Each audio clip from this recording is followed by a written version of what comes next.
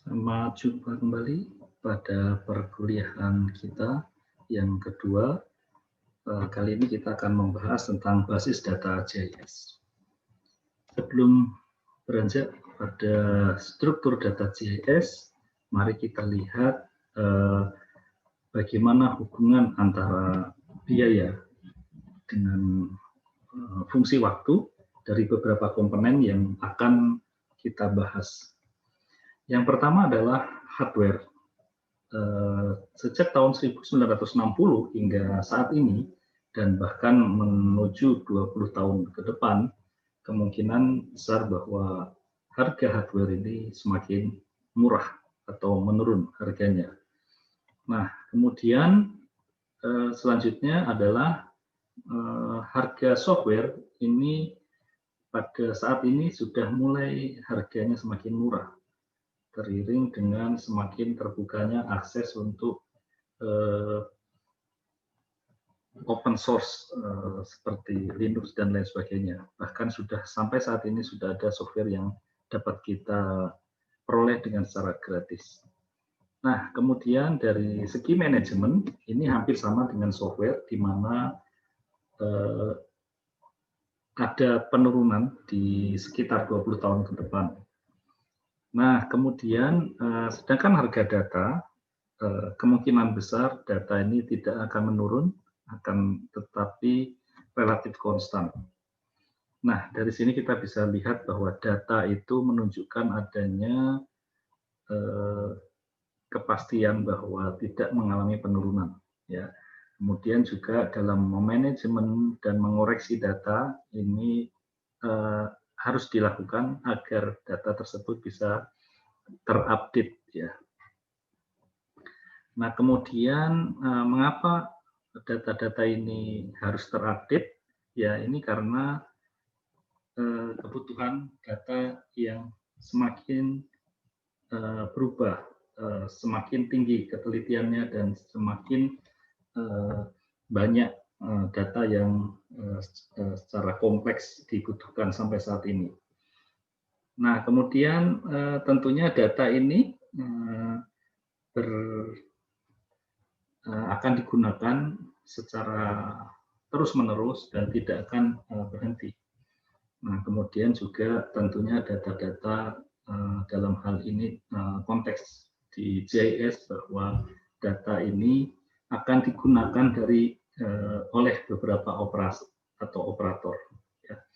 Nah, contohnya mungkin 20 atau 30 tahun yang lalu data-data GIS ini hanya digunakan oleh orang-orang yang memiliki atau berlatar belakang kebumian. Akan tetapi sampai perkembangannya pada saat ini tidak hanya orang yang berlatar belakang kebumian saja, tetapi juga bidang-bidang yang sebelumnya tidak melirik pada analisis spasial ini sudah mulai menggunakannya untuk mendukung dari strategi ataupun penggunaan data yang dibutuhkan. Nah, selanjutnya konsep dasar dari GIS itu adalah dalam segi software ini seperti kita ketahui pada pertemuan lalu bahwa yang dimaksud dengan GIS itu adalah smart map. Kenapa? Karena terikat dengan database, ya, dan kemudian diketahui posisinya secara pasti di muka bumi. Terikat dengan database, dalam hal ini kemampuan dari software GIS ini harapannya memiliki dua kemampuan ini, yaitu database dan grafik data. Posisi dalam hal ini adalah objek-objek yang mampu menampilkan gambar yang memiliki koordinat kebumian. Kita lihat bahwa contoh-contoh beberapa software yang mampu mengolah database antaranya adalah Access, kemudian Excel, kemudian Data Storage Tools, kemudian Data Analysis Tools, Spatially Dump, dan lain sebagainya. Nah, kemudian data-data yang atau data-data grafik yang mampu diolah oleh software-software adalah Di antaranya software tersebut adalah seperti ini, AutoCAD, kemudian Imaging Drafting Tools, kemudian Presentation Graphic Tools, Informatically Dumb.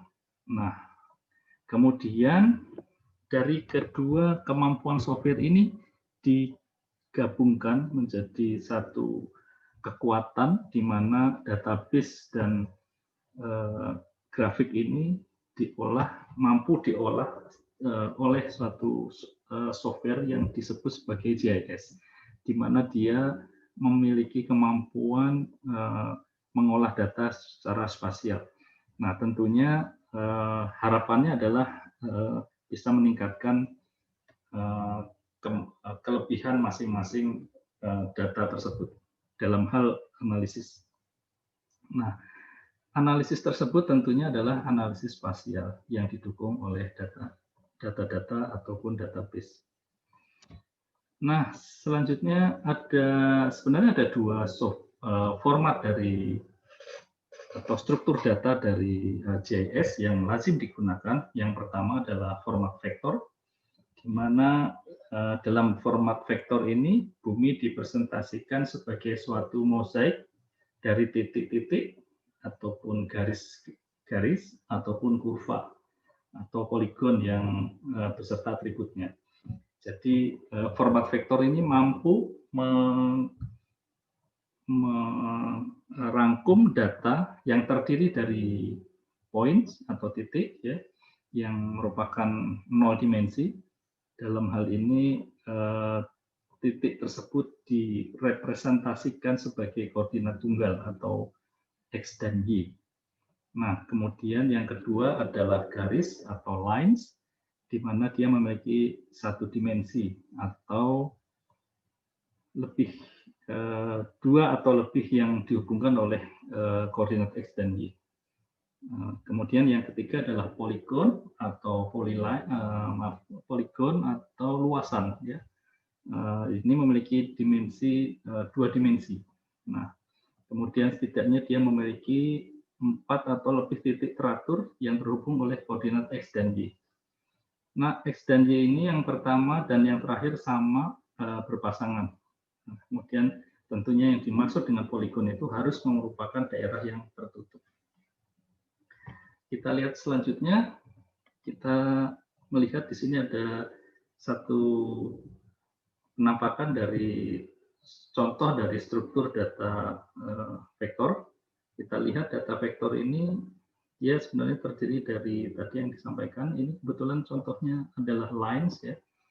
Nah, lines ini kurang lebih seperti ini. Kalau kita zoom di sini akan kurang lebih nampak adanya node. Di sini ada node ya, titik-titik di mana merupakan titik menunjukkan perubahan arah ya. Jadi setiap ada perubahan arah atau tekuk maka dia akan harus ditandai dengan adanya nodes. Kurang lebih seperti itu. Kita zoom lagi, maka nodes itu akan terlihat dengan jelas di sini. Nah, kita lihat seperti ini. Tadi yang di dalam gambaran dalam satu peta vektor tadi kita tampak adanya nodes, kurang lebih seperti ini nodes ya. Yang dimaksud dengan nodes itu adalah titik-titik, kemudian yang menghubungkan nodes ini adalah vertex ya. Nah, tadi kurang lebih gambaran seperti itu, kemudian di sini diulang lagi data dari GIS itu yang terdiri dari vektor itu memiliki tiga komponen ya. Di antaranya adalah titik atau point, garis atau line, dan area atau poligon. Dan tentunya yang satu lagi adalah data atribut atau tabular. Kita lihat satu persatu bagaimana dengan titik. Nah, titik ini merupakan satu tipe data yang paling simpel dari suatu objek. Di sini penampakannya seperti ini. Point titik ini yang terdiri dari koordinat ya. Jadi ada point 1 atau node 1, node 2 dan sampai ke node 4, maka struktur datanya adalah terdiri dari X dan Y. Jadi terdiri dari koordinat X dan Y atau latitude dan longitude. Nah, kemudian yang kedua adalah lines, di mana ada istilah lain yang mengatakan bahwa lines itu disebut sebagai arc atau vektor ya. Nah, tadi sudah disebutkan ada nodes ya. Nodes itu adalah titik yang memulai, kemudian yang diantaranya itu adalah vertex. Nah, bagaimana strukturnya? Di sini nampak adanya lines A atau arc A, arc B, C dan G. Ya. Nah, di mana arc A itu adalah digambarkan sebagai from node 1 to node 2. Ya. Jadi dimulai dari titik 1 hingga 2. Demikian juga arc B yang ada di sini, maka dia dimulai dari 3, diakhiri di 2. Saudara perhatikan di sini adalah tanda panah ini menunjukkan arah dari vektor tersebut. Nah, kemudian selanjutnya C adalah dari dari 2. Arc C ini adalah dari titik 3, nodes 3 hingga node 1 dan seterusnya. Dan yang terakhir adalah node F itu adalah dimulai dari nodes 5 diakhiri di nodes 5. Dan kemudian G ini adalah dari 4 hingga nodes 2. Kurang lebih seperti itu struktur data dari lines. Kemudian selanjutnya adalah poligon atau area, di mana area adalah sebuah bentuk features dengan batas keliling yang menyatu, yang disebut juga yang dibentuk oleh beberapa arc. Ya. Di sini kita lihat ini ada poligon 3, poligon 1, dan lain sebagainya. Kita lihat bagaimana. Nah, di sini poligon itu terdiri dari beberapa arc yang dikombinasi dari arc yang membentuk suatu poligon. Nah, kita lihat di sini ada poligon A yang warna ungu, poligon B, poligon C yang kecil ini, dan poligon D. Nah, kita lihat poligon A ini terdiri dari 3 arc, di mana arc-nya itu adalah arc A, jadi dari 1 ke 2, arc D, dan arc G. Kemudian juga sama, B ini terdiri dari C, kemudian D, dan E. Nah, kemudian poligon F, poligon C ini terdiri dari arc F. Ya. Nah, yang unik di sini adalah poligon D. Poligon D ini terdiri dari arc B, kemudian arc E, dan arc G, dikurangi dengan arc F. Mengapa dikurangi? Karena C ini bukan merupakan bagian dari D. Saya lanjut. Catatan yang perlu disampaikan di sini bahwa jika kita tidak menguranginya, maka C ini merupakan bagian dari D. Di dalam teknisnya, di dalam peta ini bisa jadi C nanti tertutup poligonnya oleh D. Sehingga dalam suatu saat nanti jika ada yang akan membuat peta atau latihan membuat peta yang di dalamnya terdapat poligon yang tertutup oleh poligon yang lain, seperti ini contohnya, ini maka poligon yang di dalam ini harus dikurangi dengan poligon yang ada di luar.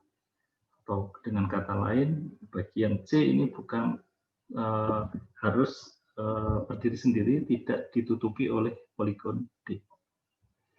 Baik, selanjutnya, kemudian tentunya atribut atau data atau segala data atribut itu merupakan satu data tabular, di mana dia adalah segala informasi yang dimasukkan di dalam data grafis. Nah, kemudian yang kedua, struktur data tadi yang pertama adalah vektor, yang kedua adalah raster. Nah, pada data raster ini, objek grafis dipresentasikan sebagai suatu sel grid yang disebut sebagai pixel. Ya, pixel ini merupakan singkatan dari picture element. Kemudian resolusinya tergantung pada ukuran pixelnya. Semakin kecil ukurannya di permukaan bumi yang dipresentasikan oleh sel, maka semakin tinggi resolusinya. Kita lihat seperti apa. Nah, kurang lebih seperti ini. Kita tadi bandingkan di mana vektor itu merupakan yang tadi sudah kita bahas. Di sini ada beberapa poligon. Kemudian bagaimana jika struktur tersebut kita menggunakannya kita gunakan data raster yang terdiri dari grid ya, di mana grid ini terdiri dari pixel atau picture element. Kotak-kotak kecil ini merupakan pixel elemen. Saudara bisa bayangkan kurang lebih kalau kita melihat ada tegel yang disusun, maka ukuran atau ketelitian dari masing-masing tegel ini tergantung daripada resolusinya, resolusi dari suatu citra yang dipakai untuk mewakili. Contohnya pixel ini bisa 30 meter, maaf, kita mulai dari yang paling kecil 1 kilo, 30 meter untuk citra Landsat ya, 10 meter untuk citra spot, 1 meter untuk citra Ikonos, dan mungkin lebih detail lagi 20 meter untuk citra QuickBird.